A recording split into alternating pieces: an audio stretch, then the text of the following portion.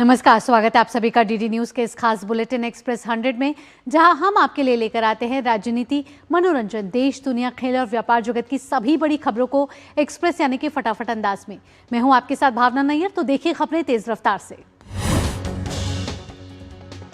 गृह मंत्री अमित शाह के तमिलनाडु दौरे का आज दूसरा दिन है। अमित शाह कई कार्यक्रमों में शिरकत करेंगे। गृह मंत्री तिरुचिरापल्ली में अरुलमिगु अरंगनाथ स्वामी मंदिर में दर्शन पूजन करेंगे और फिर पोंगल फेस्टिवल में शिरकत करेंगे। इस साल तमिलनाडु में विधानसभा चुनाव होने हैं। इसके लिए बीजेपी ने पूरे जोर शोर से प्रचार प्रसार का अभियान शुरू कर दिया है। स्वदेशी प्रदूषण नियंत्रण पोत समुद्र प्रताप भारतीय तटरक्षक बल के बेड़े में शामिल होने जा रहा है। रक्षा मंत्री राजनाथ सिंह समुद्र प्रताप को गोवा में तटरक्षक बल के बेड़े में शामिल करेंगे। इस कार्यक्रम में शामिल होने के लिए रक्षा मंत्री गोवा पहुंच चुके हैं। स्वदेशी प्रदूषण नियंत्रण पोत समुद्र प्रताप प्रदूषण नियंत्रण में महत्वपूर्ण भूमिका तो निभाएगा ही, लेकिन इसके साथ ही ये अत्याधुनिक हथियारों से भी लैस है। इस पोत में कई उन्नत तकनीकें और सेंसर भी लगाए गए हैं।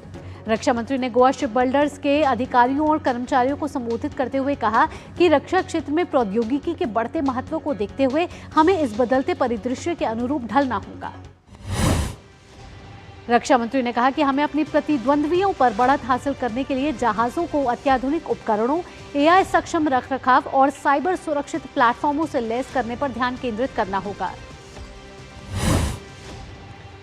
इस साल कई राज्यों में विधानसभा चुनाव होने हैं, जिसके लिए चुनाव आयोग ने तैयारियां तेज कर दी हैं। चुनाव आयोग आज दिल्ली में अहम बैठक करने जा रहा है। इस बैठक में पश्चिम बंगाल समेत अन्य राज्यों के मुख्य निर्वाचन अधिकारी भाग लेंगे। बैठक में विधानसभा चुनाव कितने चरणों में हो, निष्पक्ष और शांतिपूर्ण चुनाव कराने के लिए कितनी फोर्स की जरूरत होगी, जैसे विषयों पर गहनता से चर्चा होगी। उधर पश्चिम बंगाल विधानसभा चुनाव की सरगर्मियों के बीच सुरक्षा बलों की तैनाती को लेकर मुख्य चुनाव आयुक्त ज्ञानेश कुमार, पश्चिम बंगाल के मुख्य निर्वाचन अधिकारी मनोज कुमार अग्रवाल और अन्य उच्च अधिकारियों के साथ बैठक काफी अहम मानी जा रही है। दिल्ली विधानसभा का शीतकालीन सत्र आज से शुरू हो रहा है। सत्र के पहले दिन उपराज्यपाल विनय कुमार सक्सेना का अभिभाषण होगा। इस दौरान राष्ट्रगीत के बाद सदन की कार्यवाही विधिवत रूप से शुरू की जाएगी। इस बार सत्र में कैग की अहम रिपोर्ट सदन के पटल पर रखी जाएंगी, जिसमें शीश महल के मुद्दे पर पेश होने वाली कैग रिपोर्ट सबसे महत्वपूर्ण है। शीतकालीन सत्र के दौरान शीश महल के अलावा कुछ और भी महत्वपूर्ण रिपोर्ट्स विधानसभा के पटल पर रखी जा सकती हैं। इन रिपोर्टों में दिल्ली जल बोर्ड में भ्रष्टाचार, विश्वविद्यालयों के संचालन में गड़बड़ियां, मोहल्ला क्लिनिक और स्कूलों में क्लासेस के निर्माण से जुड़े मामलों की भी जांच शामिल है।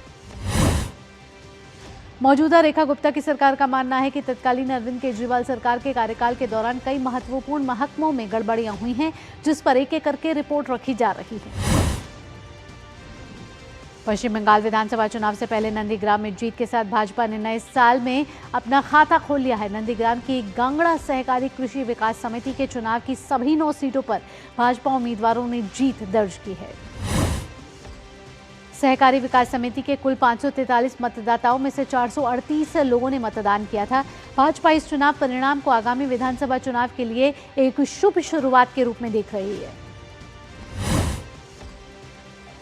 इस वोल्टेज सीट से अभिषेक बैनर्जी ने भी घोषणा की है कि अगर पार्टी चाहेगी तो वे उम्मीदवार बनेंगे। यही कारण है कि सहकारी विकास समिति के चुनाव में तृणमूल को 0 पर समेटने के बाद भाजपा खेमा काफी उत्साहित है। एनसीसी यानी कि राष्ट्रीय कैडेट कोर गणतंत्र दिवस शिविर 2026 का आयोजन दिल्ली कैंट स्थित करियप्पा परेड ग्राउंड में किया जा रहा है। उपराष्ट्रपति सीपी राधाकृष्णन आज इस कैंप में शामिल होंगे।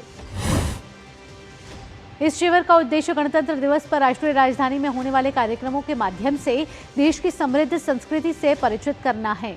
इस शिविर में देश भर से कुल 2406 एनसीसी कैडेट हिस्सा ले रहे हैं, जिनमें 898 लड़कियां शामिल हैं।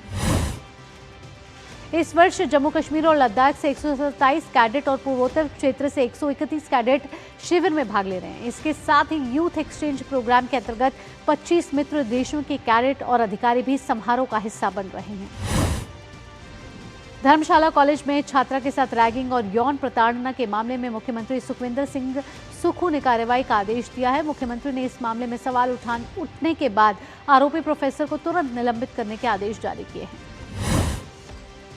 विदेश मंत्री डॉक्टर एस जयशंकर इस समय फ्रांस और लग्जमबर्ग की अपनी महत्वपूर्ण 6 दिवसीय आधिकारिक यात्रा पर हैं। दौरे का मुख्य उद्देश्य अगले महीने राष्ट्रपति इमैनुअल मैक्रों की प्रस्तावित भारत यात्रा की रूपरेखा तैयार करना और द्विपक्षीय संबंधों को नई ऊंचाई देना है। डॉक्टर जयशंकर अपने फ्रांसीसी समकक्ष जीन नोएल बैरोट के साथ बैठक करेंगे, जिसमें वेनेजुएला में अमेरिकी सैन्य कार्रवाई के बाद उपजे वैश्विक तनाव पर गहन चर्चा की जाएगी। विदेश मंत्री डॉक्टर एस जयशंकर 31वें फ्रेंच एम्बेसडर कॉन्फ्रेंस को संबोधित करेंगे और भारत में होने वाले एआई इम्पैक्ट समिट 2026 की तैयारियों पर बात करेंगे। बैठकों में रक्षा और अंतरिक्ष सहयोग को गहरा करने पर भी विशेष जोर रहेगा। गृह मंत्री अमित शाह ने प्रखर राष्ट्रवादी नेता श्रद्धेय कल्याण सिंह जी की जयंती पर उन्हें नमन किया है। एक्स पर लिखा है कि प्रखर राष्ट्रवादी नेता श्रद्धेय कल्याण सिंह जी की जयंती पर उन्हें सादर नमन। कल्याण जी और जनसेवा के प्रति उनके कार्य आज भी स्मरणीय हैं। पर्यटन नगरी मनाली में नए साल पर सैलानियों की आमद में लगातार इजाफा हो रहा है। कुल्लू जिले के विभिन्न पर्यटन स्थलों पर नव वर्ष पर करीब 80,000 सैलानियों ने दस्तक दी और पर्यटकों के आने का सिलसिला अभी भी जारी है। प्रशासन द्वारा सोलंग नाला से सुबह 10 बजे के बाद ही वाहनों को अटल टनल होते हुए लाहौल भेजने के साथ ही दोपहर 3 बजे के बाद उन्हें वापस मनाली की ओर रवाना किया जा रहा है, ताकि सड़क पर जमी बर्फ के चलते उन्हें दिक्कतों का सामना ना करना पड़े। 26 जनवरी को गणतंत्र दिवस परेड, 28 जनवरी को बीटिंग रिट्रीट की फुल ड्रेस रिहर्सल और 29 जनवरी को मुख्य बीटिंग रिट्रीट सेरेमनी के लिए टिकटों की बिक्री शुरू। नई दिल्ली में national scheduled tribes finance and development corporation और oil and natural gas corporation के बीच एकलव्य मॉडल रेजिडेंशियल स्कूलों के CSR समर्थित इंफ्रास्ट्रक्चर डेवलपमेंट और कैपेसिटी बिल्डिंग के लिए एक MOU साइनिंग सेरेमनी हुई। कार्मिक लोक शिकायत और पेंशन राज्य मंत्री जितेंद्र सिंह नई दिल्ली में CSIR नेशनल फिजिकल लेबोरेटरी के 80वें स्थापना दिवस समारोह में मुख्य अतिथि के तौर पर शामिल होंगे। केंद्रीय विद्युत और आवासन एवं शहरी कार्य मंत्री मनोहर लाल भारत सरकार के ऊर्जा मंत्री के सचिव पंकज अग्रवाल के साथ जम्मू कश्मीर केंद्र शासित प्रदेश में NHPC की हाइड्रो इलेक्ट्रिक परियोजनाओं की समीक्षा करने के लिए जम्मू पहुंचे। केंद्रीय कृषि मंत्री शिवराज सिंह चौहान तमिलनाडु के इरोड में कार्यक्रम में शामिल होंगे, जिसमें 125 स्टॉल होंगे। 15,000 किसान हिस्सा लेंगे और हेल्दी और ऑर्गेनिक किसानों, महिला अचीवर्स के साथ बातचीत होगी और पोंगल मनाया जाएगा। मातृत्व, स्वास्थ्य और महिला सशक्तिकरण को मजबूती देने के उद्देश्य से शुरू की गई प्रधानमंत्री मातृ वंदना योजना देश भर की करोड़ों माताओं के लिए सहारा बन चुकी है। प्रधानमंत्री मातृ वंदना योजना से हुई शुरुआत से लेकर 31 दिसंबर 2025 तक 4 करोड़ 26 लाख से ज्यादा लाभार्थियों को कुल 20,060 करोड़ रुपए की मातृत्व सहायता राशि सीधे उनके बैंक खातों में दी जा चुकी है। भारत सरकार के इलेक्ट्रॉनिक्स और सूचना प्रौद्योगिकी मंत्रालय के अंतर्गत इंडिया AI, असम सरकार और IIT गुवाहाटी के सहयोग से 5 से 6 जनवरी को IIT गुवाहाटी परिसर में ह्यूमन कैपिटल वर्किंग ग्रुप की बैठक आयोजित की जाएगी। भारत में आयोजित होने वाले इंडिया AI इम्पैक्ट समिट 2026 की तैयारियों के तहत Rajasthan regional AI impact conference 2026 का आयोजन 6 जनवरी को जयपुर में किया जाएगा। ये सम्मेलन एक महत्वपूर्ण क्षेत्रीय मंच के रूप में कार्य करेगा। भारतीय सेना प्रमुख जनरल उपेंद्र द्विवेदी 5 से 8 जनवरी तक संयुक्त अरब अमीरात और श्रीलंका की यात्रा पर रवाना हुए। यह यात्रा भारत के विदेशी मित्र राष्ट्रों के साथ रक्षा सहयोग और सैन्य संबंधों को और मजबूत करने की निरंतर प्रतिबद्धता का हिस्सा है। जनरल उपेंद्र द्विवेदी का ये दौरा आज और कल UAE में प्रमुख कार्यक्रमों के साथ शुरू होगा। सेना प्रमुख UAE सशस्त्र बलों के वरिष्ठ अधिकारियों से मुलाकात करेंगे और प्रमुख सैन्य प्रतिष्ठानों का दौरा करेंगे। इस यात्रा का उद्देश्य दोनों देशों के सशस्त्र बलों के बीच द्विपक्षीय रक्षा सहयोग, पेशेवर सैन्य संबंध और रणनीतिक समझ को और मजबूत करना है। एम्स दिल्ली ने मरीजों और उनके परिजनों को सर्दी से बचाने के लिए एक नई और सराहनीय पहल की है। केंद्रीय रिजर्व पुलिस बल CRPF के सहयोग से एम्स में आश्रय सुविधा को शुरू किया गया है। आश्रय सुविधा का मकसद रात के समय OPD के लिए अस्पताल के बाहर इंतजार कर रहे मरीजों और उनके परिजनों को सुरक्षित और आरामदायक व्यवस्था उपलब्ध कराना है। हर साल आज के दिन मनाया जाने वाला नेशनल बर्ड डे आज मनाया जा रहा है। नेशनल बर्ड डे का उद्देश्य पक्षियों और उनके प्राकृतिक आवास के संरक्षण के प्रति जागरूकता बढ़ाना है, जिससे प्रकृति और पारिस्थितिकी तंत्र का संतुलन बनाए रखा जा सके। आंध्र प्रदेश के भोगापुरम में बन रहे ग्रीनफील्ड अंतर्राष्ट्रीय एयरपोर्ट पर पहली वैलिडेशन फ्लाइट का सफल संचालन किया गया, जिसमें एयर इंडिया के विमान ने रनवे से लेकर नेविगेशन सिस्टम तक DGCA मानकों पर पूरी जांच को सफलतापूर्वक पास किया।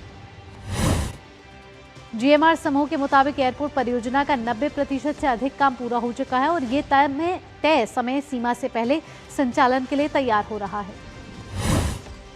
ग्रामीण भारत में डिजिटल कनेक्टिविटी की तस्वीर तेजी से बदल रही है। पहले गांव में इंटरनेट की रफ्तार बेहद धीमी थी और ब्रॉडबैंड पहुंच सीमित। वहीं प्रधानमंत्री नरेंद्र मोदी के नेतृत्व में प्रोएक्टिव गवर्नेंस और टाइमली इंप्लीमेंटेशन की बैठकों ने इसे नई गति दी।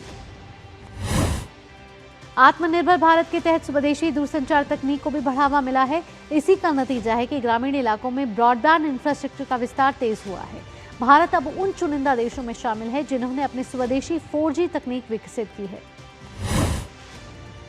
मौसम विभाग ने उत्तर पूर्वी भारत, पश्चिम बंगाल में हिमालय के निचले क्षेत्रों और जम्मू में अगले 2 दिन तक घना कोहरा छाए रहने का अनुमान लगाया है।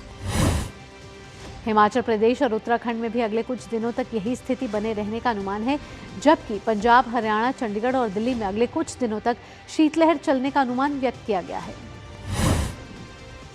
मध्य और पूर्वी भारत में अगले 3 दिन में न्यूनतम तापमान में 2 से 4 डिग्री सेल्सियस की गिरावट की संभावना जताई गई है। कड़ाके की सर्दी के बीच मौसम विभाग ने अगले कुछ दिनों में उत्तर भारत के पहाड़ी क्षेत्रों, कश्मीर, हिमाचल और उत्तराखंड में हल्की बारिश या बर्फबारी का पूर्वानुमान लगाया है। मौसम विभाग के अनुसार आज और कल उत्तरी और मध्य कश्मीर के ऊंचे इलाकों और हिमाचल प्रदेश में कुछ स्थानों पर हल्की बारिश या बर्फबारी हो सकती है। वहीं आज और कल उत्तराखंड में कुछ स्थानों पर पारा पड़ने का अनुमान लगाया गया है। एक्सप्रेस 100 में वक्त हो चला एक छोटे से ब्रेक का। जल्द हाजिर होते हैं।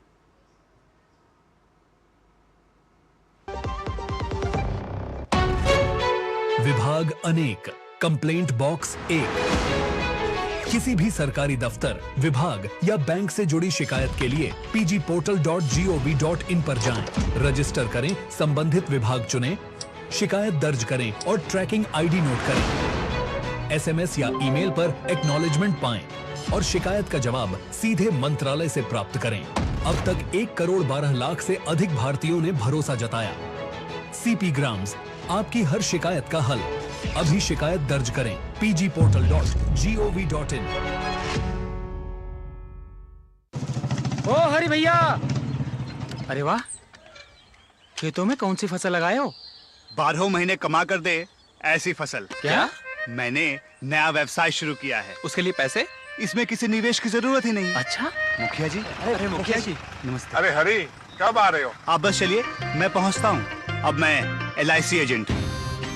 LIC एजेंट बनो, अब बड़ा सोचो। हमारी वेबसाइट पर जाएं या अपनी नजदीकी LIC शाखा से संपर्क करें। मेरी पसंद, मेरी पसंद, मेरी पसंद, मेरी पसंद, हमारी पसंद। हम सबकी पसंद। मजबूत देश का मजबूत सरिया हो गया स्टील। ब्रेक के बाद आपका स्वागत है। आप देख रहे हैं एक्सप्रेस 100। रफ्तार भरी खबरों के सिलसिले को बढ़ाते हैं आगे। IRCTC ने गणतंत्र दिवस के अवसर पर दुबई के लिए विशेष टूर पैकेज की घोषणा की है, जिसमें विभिन्न राज्यों के भारतीय नागरिक एक साथ यात्रा कर अंतर्राष्ट्रीय मंच पर भारत की एकता और सांस्कृतिक विविधता का संदेश देंगे। पैकेज के लिए 6 जनवरी तक बुकिंग की सुविधा उपलब्ध। इच्छुक पर्यटक IRCTC की आधिकारिक वेबसाइट के माध्यम से करा सकते हैं पैकेज की ऑनलाइन बुकिंग। इस विशेष यात्रा पैकेज के लिए देश के कई प्रमुख शहरों से बुकिंग की सुविधा उपलब्ध होगी। 4 रात और 5 दिन के इस टूर पैकेज का मूल्य 94,730 रुपए प्रति व्यक्ति किया गया है तय। केंद्रीय कृषि मंत्री शिवराज सिंह चौहान ने रविवार को राष्ट्रीय राजधानी में एक कार्यक्रम में 25 फसलों की 184 नई उन्नत किस्मों को जारी किया। ये किस्में भारतीय कृषि अनुसंधान परिषद द्वारा विकसित की गई हैं। कार्यक्रम को संबोधित करते हुए केंद्रीय कृषि मंत्री शिवराज सिंह चौहान ने कहा कि भारत ने चीन को पीछे छोड़ते हुए 15.18 करोड़ टन उत्पादन के साथ दुनिया का सबसे बड़ा चावल उत्पादक देश बन गया है। केंद्रीय मंत्री ने आगे कहा कि वर्ष 1969 के बाद अब तक कुल 7,205 फसल किस्मों को अधिसूचित किया गया है, जिसमें अकेले 3,236 से ज्यादा उपज देने वाली किस्मों को नरेंद्र मोदी सरकार ने मंजूरी दी गई है। शोध संस्थान GTRI ने अपनी रिपोर्ट में कहा है कि अमेरिका और वेनेजुएला के बीच बड़े विवाद पर भारत वेनेजुएला व्यापार पर कोई खास असर नहीं पड़ेगा। GTRI संस्थापक अजय श्रीवास्तव ने कहा कि अमेरिकी प्रतिबंधों के चलते भारत और वेनेजुएला के बीच व्यापार पहले ही काफी कम हो चुका है। वित्त वर्ष 2024-25 में भारत का वेनेजुएला से कच्चे तेल का आयात 81.3% घटकर केवल 2.55 अरब डॉलर रहा। केंद्र सरकार ने भारत में सेमीकंडक्टर उद्योग को बढ़ावा देने के लिए डिजाइन लिंक्ड इंसेंटिव स्कीम के तहत 24 नए चिप डिजाइन प्रोजेक्ट्स को मंजूरी दी। सरकार ने 95 कंपनियों को इंडस्ट्री ग्रेड EDA टूल्स की सुविधा दी है, जिससे चिप डिजाइन स्टार्टअप्स की लागत घटेगी। ये projects video surveillance, drone detection, micro processor, satellite communication और IoT जैसे अहम क्षेत्रों से जुड़े हुए हैं। भारत सरकार ने मेडिकल उपकरणों के आयात को कम करने और इनके घरेलू निर्माण को बढ़ावा देने के लिए नई पहल की शुरुआत की है। इसके तहत कंपनियों से प्रस्ताव मांगे गए हैं। योग्य कंपनियां 10 जनवरी 2026 तक अपने प्रस्ताव जमा कर सकती हैं। योजना में परियोजना लागत का 10 से 20% तक अनुदान दिया जाएगा, जो अधिकतम 10 करोड़ रुपए तक होगा और खर्च के बाद रीइंबर्स किया जाएगा। 180 करोड़ रुपए की पहली उप योजना में करीब 30 कंपनियों को कच्चे माल और पुर्जों के घरेलू उत्पादन के लिए सहायता मिलेगी, जबकि 110 करोड़ रुपए दूसरी उप योजना में medical device clinical studies support scheme को रखा गया है। वाणिज्य और उद्योग मंत्री पीयूष गोयल इस सप्ताह यूरोपीय संघ के साथ प्रस्तावित व्यापार समझौते पर बातचीत के लिए ब्रसेल्स का दौरा करेंगे। 2 दिवसीय दौरे के दौरान पीयूष गोयल यूरोपीय संघ के कार्यकारी उपाध्यक्ष और व्यापार आयुक्त मारोस सेफकोविक से भी करेंगे मुलाकात। कोल इंडिया की सहायक company Bharat coking coal limited यानी कि BCCL 9 जनवरी को अपना IPO लाने जा रही है। ये वर्ष 2026 का पहला सार्वजनिक निर्गम होगा। रेड हेरिंग प्रोस्पेक्ट्स के मुताबिक ये IPO कोल इंडिया द्वारा 46.57 करोड़ शेयरों की OFS के रूप में होगा, जिसमें एंकर निवेशकों की बोली 8 जनवरी को होगी और सार्वजनिक निर्गम 13 जनवरी को बंद हो जाएगा। वेनेजुएला में अमेरिकी सैन्य कार्रवाई के बाद वेनेजुएला नेता निकोलस मदुरो को आज न्यूयॉर्क के मैनहट्टन स्थित फेडरल कोर्ट में पहली बार पेश होंगे। उन पर अमेरिका ने ड्रग तस्करी से जुड़े गंभीर आरोप लगाए हैं। संयुक्त राष्ट्र सुरक्षा परिषद अमेरिका और वेनेजुएला के बीच बढ़ते तनाव को लेकर 2 बार अक्टूबर और दिसंबर में बैठक कर चुका है। अमेरिका की इस कार्रवाई को लेकर संयुक्त राष्ट्र के महासचिव एंटोनियो गुतेरेस ने भी गहरी चिंता जताई है। बीते रविवार को ग्रीस में रेडियो फ्रीक्वेंसी फेल होने के कारण सभी फ्लाइट्स को रोक दिया गया, जिससे हजारों यात्री एयरपोर्ट पर फंस गए और कामकाज बुरी तरह प्रभावित रहा।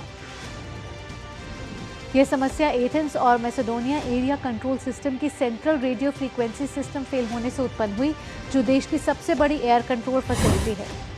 इजरायली प्रधानमंत्री बेंजामिन नेतन्याहू ने वेनेजुएला में अमेरिकी कार्रवाई पर अमेरिकी राष्ट्रपति डोनाल्ड ट्रंप को बधाई दी है। राजधानी यरूशलेम में इजरायली कैबिनेट बैठक में नेतन्याहू ने ईरान में हो रहे विरोध प्रदर्शनों का भी जिक्र किया और कहा कि इजरायली सरकार ईरानी लोगों के संघर्ष के साथ है।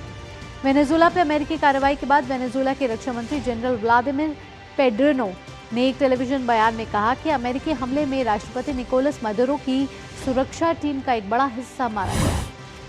पेड्रिनो ने उपराष्ट्रपति डेल्सी रॉड्रिग्ज को अंतरिम राष्ट्रपति घोषित करने का समर्थन किया। पेड्रिनो ने बताया कि देश की संप्रभुता सुनिश्चित करने के लिए पूरे वेनेजुएला में सशस्त्र बल सक्रिय कर दिए गए हैं।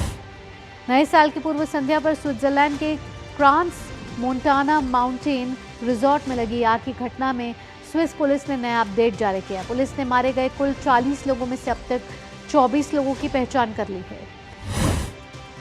चीन की राजधानी बीजिंग में भारतीय दूतावास द्वारा आयोजित विश्व हिंदी दिवस 2026 समारोह का आयोजन किया गया, जिसमें कई चीनी विश्वविद्यालयों के शिक्षकों और छात्रों ने हिस्सा लिया।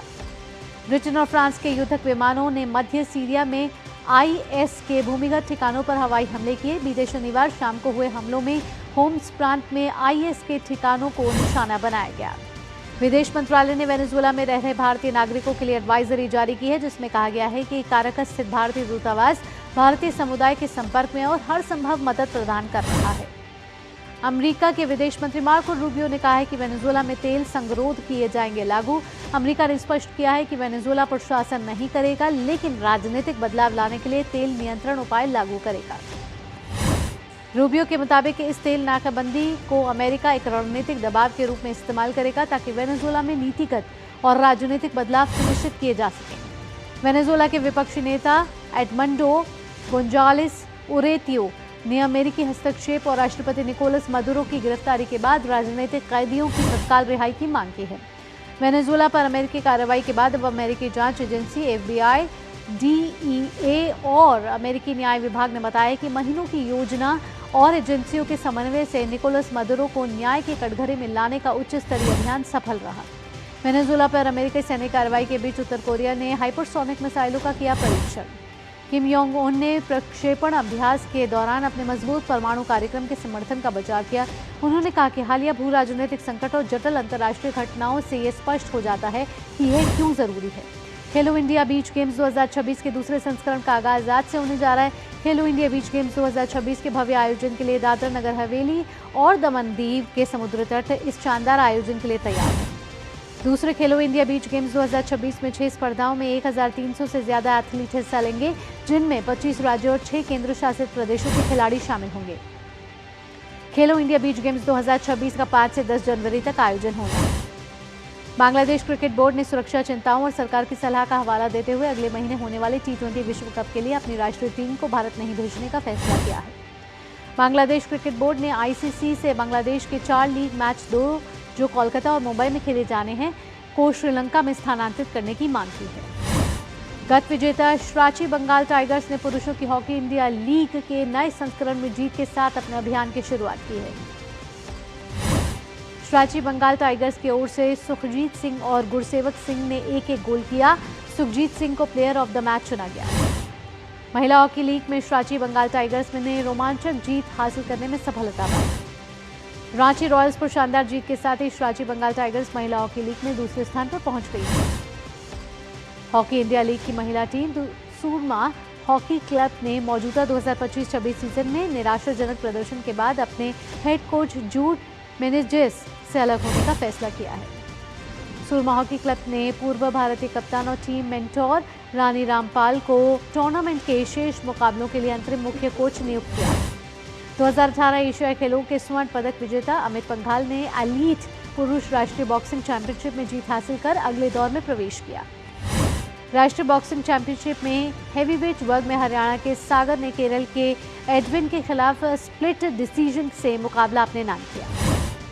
सेनेगल ने Africa cup of nation football tournament के क्वार्टर फाइनल में जगह बना ली और Africa cup of nation football tournament के क्वार्टर फाइनल में सेनेगल की भिड़ंत माली से होगी। इसी के साथ एक्सप्रेस 100 में फिलहाल इतना ही। देश और दुनिया की बाकी खबरों के लिए जुड़े रहिए DD न्यूज के साथ। दीजिए अनुमति। नमस्कार।